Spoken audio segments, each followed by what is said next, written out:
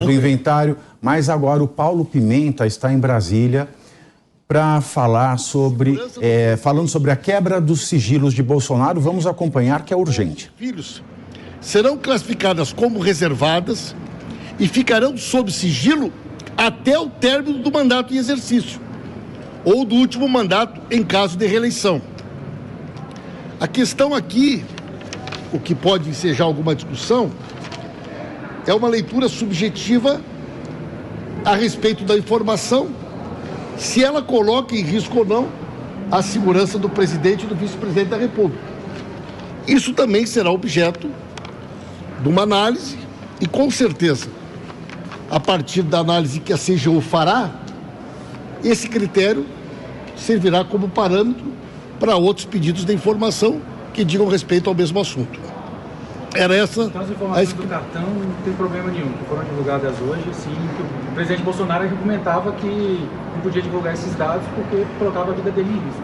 Então isso, pela lei, cai por terra. A lei de acesso à informação diz que estas informações permanecem em sigilo durante o mandato. A partir do momento que o mandato concluiu, não existe mais nenhuma vedação legal, não existe mais nenhum risco para o presidente e os seus familiares, até porque ele não é mais presidente. Então, a lei de acesso a informações era muito clara. O sigilo daquilo que coloca em risco a vida do presidente e seus familiares, a vigência dele é durante o mandato.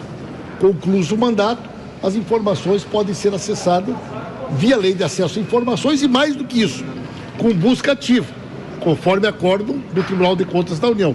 Então elas têm que ser disponibilizadas nos sites da transparência do governo. Ministro, e que tipo de informações estão sendo...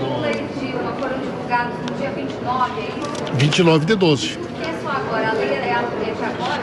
Porque o acórdão do Tribunal de Contas é do dia 30 de 11. Desde 2017, o Tribunal de Contas discutia a forma como essa divulgação deveria ser feita. O acordo do dia 30 de 11 determinou que a divulgação deve ser feita e deve ser com transparência ativa, portanto, publicada nos sites de transparência do governo. Ministro, que tipo de informações e sigilos estão sendo analisadas pela CGU? Só para diferenciar dessas que estão sendo publicadas agora. Muito bem. Na realidade, a Lei de Acesso a Informações, ela estabelece várias fases de recurso. No primeiro momento, ela é dirigida a qualquer órgão da administração pública. Se ela for liberada, não existe mais recurso sobre ela. Ela está automaticamente, não existe recurso contra a liberação. A partir do momento que ela foi liberada, o assunto está encerrado. Há o primeiro nível de recurso, que é dentro do próprio Ministério. Mantido, uma decisão contrária à informação, há um terceiro nível de recurso, que é a CGU. As informações que nós estamos colocando em análise desse decreto dizem respeito a decisões de negativa de informação que foram feitas na primeira instância, na segunda instância e na CGU. O total de documentos que de alguma maneira receberam sigilo durante o governo Bolsonaro fica em torno de 65 mil pedidos de informações. Desses, cerca de 2 mil estão em fase de recurso da CGU. Portanto, o que nós estamos analisando neste momento são esses 2 mil pedidos que foram negados em primeira instância, negados em segunda instância e que chegaram até a CGU. Dá para destacar Em relação a para que esses 2 pedidos sejam analisados, se acha? O decreto do presidente Lula foi que, num prazo de 30 dias, essa análise seja feita pela CGU e, a partir dessa análise, que vai ver o que são dados pessoais, o que são dados protegidos pela legislação, e a partir disso serão definidos critérios, e esses critérios serão cumpridos na análise de cada um desses pedidos, que até então né, não tinham sido julgados. Esses 2.000 que você disse que vão ser julgados, tem algum exemplo?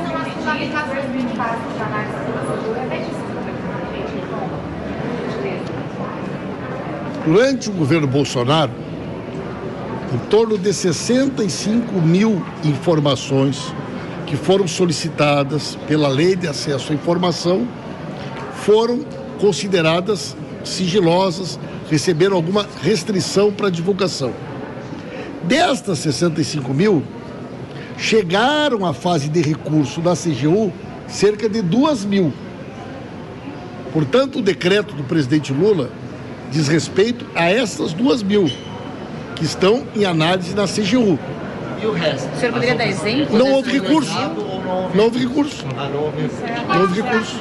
Ministro, importante. Uma análise preliminar da planilha... Nós vimos aí o responsável pela SECOM falando da quebra dos sigilos decretados durante o governo Jair Bolsonaro. Uma coisa me chamou bastante atenção no final da fala. Além da fala em si, é claro, não seria necessário, né, se gastar tempo de um funcionário público, mas emitir uma nota, publicizar num site, porque o governo é para cuidar do governo atual. Mas já que ele está falando, ele deixou 2 pontos que me intrigam muito, Nogueira. O primeiro o sigilo vale para o mandato, depois do mandato cai. Para que ter sigilo, então? Porque é para cair a hora que o opositor entra, para o opositor, ao invés de governar, ficar fazendo, alimentando uma disputa eleitoral que já acabou? Né? Essa é a primeira pergunta. E a segunda questão ele falou, nós estamos analisando os dados que, segundo a legislação, são sensíveis, são privados, etc. e tal, mas os primeiros dados vazados ontem com relação às visitas à ex-primeira-dama Michele Bolsonaro são dados considerados pela Lei Geral de Proteção de Dados, a LGPD, como dados sensíveis no que toca à visita de um sacerdote. Você não pode ficar revelando, né, as visitas que uma pessoa, os encontros que uma pessoa tem com o seu sacerdote. Além de ser inconstitucional, é ilegal. A gente tem tanta lei que acaba não tendo lei e agora vem a SECOM dizendo que vai respeitar a lei, sendo que ontem a lei já não foi respeitada, tá? Bom, o Paulo Pimenta ainda tem mais algumas respostas aí. Não estão abrangidas no acordo do TCU. As demais questões envolvem os parâmetros estabelecidos e determinados pela Lei de Acesso à Informação. Tá bom, gente? Acho que foi suficiente para a gente esclarecer. Essas 2.000 que estão em análise, só tem relação com o cartão corporativo ou ao todo? Não, gente. É tudo. Mas só para a gente entender, então, que informação, por exemplo, poderia continuar em sigilo? Só para a gente poder dar um exemplo. Isso aí é o que a CGU vai dizer. O CGU vai estabelecer para os critérios, que proteção de dados pessoais. Também a questão da lei do sigilo 100 anos ou não? Foi por isso que teve que fazer esse acordo? Não, gente, o acordo é do dia 30/11, relativo a cartão corporativo. Não tem nada a ver com o sigilo dos 100 anos. Ministro, eu perguntar para o senhor o seguinte. Bom, aí Paulo Pimenta encerra a entrevista, né? Veja que ele foi claro com uma série de coisas. Isso quando chegar o Nelson, eu quero um comentário sobre isso. Ele falou, nós estamos tratando aqui dos pedidos feitos à Controladoria Geral da União via Lei de Acesso à Informação. Primeiro ele falou 69, depois ele falou 65 mil pedidos. Desses pedidos negados, 2.000 deles recorreram, ou seja, 63 mil não recorreram. E os jornalistas insistindo assim, mas e os 63? Não recorreu, é a lei. Às vezes é difícil entender o que é a lei. Ele encerra esses pontos que eu acabei de trazer. Antes ele mencionou os dados sensíveis, o que não aconteceu ontem com os encontros com o sacerdote da Michele Bolsonaro e o seu pastor. E emendando a tudo isso, ontem o governo, depois desse primeiro vazamento, o governo divulgou nessa manhã os gastos com cartão corporativo na gestão de Jair Bolsonaro. De acordo com os dados, o ex-presidente gastou pouco mais de 27,6 milhões de reais em 4 anos. Para quem nos acompanha, está aí um gráfico com os gastos, eu vou pedir para colocar de novo. Mesmo corrigido pela inflação, esse valor é menor do que Lula e Dilma gastaram em seus mandatos. Segundo o levantamento do portal Poder 360, com a correção pelo IPCA, Lula gastou 59 milhões de reais só no primeiro mandato, entre 2003 e 2006, e outros 48 milhões de reais no segundo mandato, entre 2007 e 2010. Já Dilma Rousseff teve um gasto de 42 milhões de reais em sua primeira gestão e 10 milhões de reais na segunda gestão, que durou 1 ano e meio, quando sofreu o impeachment. O sucessor Michel Temer, por sua vez, foi o mais econômico. Gastou 15 milhões de reais no cartão em 2 anos e meio. Essa divulgação, Nogueira, ela vem a favor ou contra do presidente Jair Bolsonaro? No caso, a favor, porque ele gastou menos que Lula e Dilma, que são seus adversários políticos, né? Então foi muito curioso, porque havia uma menor expectativa sobre esse sigilo do cartão de crédito corporativo do presidente Bolsonaro e, de repente, se descobriu que ele gastou menos do que nos governos do PT, né? Agora, Pavinato, eu resolveria esse problema de forma muito simples. Torna tudo transparente. Todo mundo aqui que tem um cartão de crédito em casa não recebe todo mês um extrato? Então, todo mês o extrato do cartão corporativo de todos os governos, coloca lá no portal da transparência para que a sociedade inteira saiba como são gastos os impostos que nós pagamos. Exatamente. Em última análise, e resolve o problema. Você pode usar, Nelson, o cartão corporativo para ir numa casa de tolerância? Pode? Ô, Pavinato... Não pode, não, pode usar. Eu posso usar, eu sou o presidente da República. Uhum. Eu vou a uma sauna na Vila Mariana. Eu posso usar para pagar? Pavinato, a gente está falando sobre transparência, publicidade, né, que são princípios da administração pública.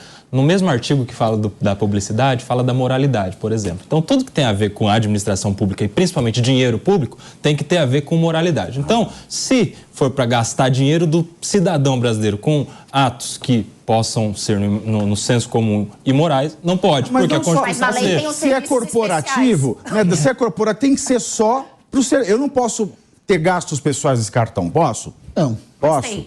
Pela lei? O povo de casa precisa saber, precisa ter claro isso para eles. O cartão corporativo, ele pode ser usado livremente pelo presidente da República, desde que ele atenda aos princípios de moralidade e todos os princípios da administração pública, inclusive da transparência. Eu concordo inteiramente com o que o Nogueira falou aqui. Já deveria ser público do início ao final, porque é dinheiro do cidadão. Aliás, por que é que numa licitação, num concurso público, numa compra que é realizada, em qualquer outro tipo de gasto da administração pública, tem a transparência no pagamento do salário? Você consegue saber o salário de todo mundo hoje no site da transparência. Por que é que o cartão fica sob sigilo? Então não deveria estar sob sigilo, porque justamente tem a ver com a administração pública.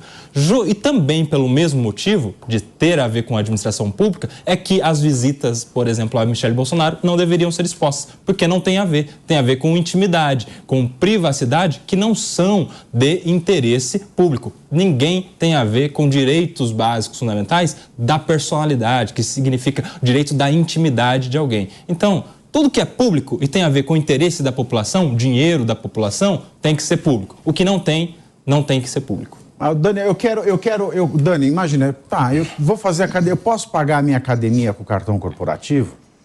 Bom, Pavinato, quando nós olhamos ali o que pode ser feito, na verdade não existe limites, tá? Ali tem serviços especiais. O que pode ser esses serviços especiais? Que pronto pagamento. Bom, isso pode incluir qualquer coisa, na verdade, né? E eu concordo sim com o Luiz, que ele fala sobre a transparência, o Nelson também, mas eu acho que precisaria ir além essa questão para a gente conseguir resolver, porque gastos de milhões, tá? Sendo que quando a gente verifica, não é? O cartão corporativo, ele foi criado pelo Fernando Henrique Cardoso, tá? Ali nós não temos efetivamente um limite sobre o qual se deve ser respeitado. Portanto, cada um aqui tem um limite dentro do seu cartão de crédito, não é? Portanto, eu vejo que a presidência também deveria ter um limite para que pudesse utilizar de uma forma mais adequada, porque quando a população verifica milhões gastos, isso é uma discrepância muito grande com a realidade nacional. Portanto, eu vejo essa questão da transparência como prioridade, mais estabelecimento de limites e mais critérios também para o cartão corporativo presidencial. Mas olha, eu vou querer saber o seguinte. Se você que está na sua casa... eu tenho um sigilo às minhas ligações. Ninguém pode interferir na sua mensagem, o nudes que você manda para o outro. Ninguém precisa saber, né, da sua fé, das coisas que você faz, das suas crenças, das suas taras sexuais. Isso faz parte da sua vida privada. E você troca isso com quem você quer. Quando quebram, tantos casos que a gente viu de exposição, né, de vídeos de ex-namorados que fizeram aquele vídeo no momento do amor, depois no momento do estranho amor, alguém coloca no ar. Então, o que aconteceu com a Michelle Bolsonaro ontem foi uma quebra de sigilo da sua vida privada no que é mais caro para a população brasileira, que é no exercício da sua fé.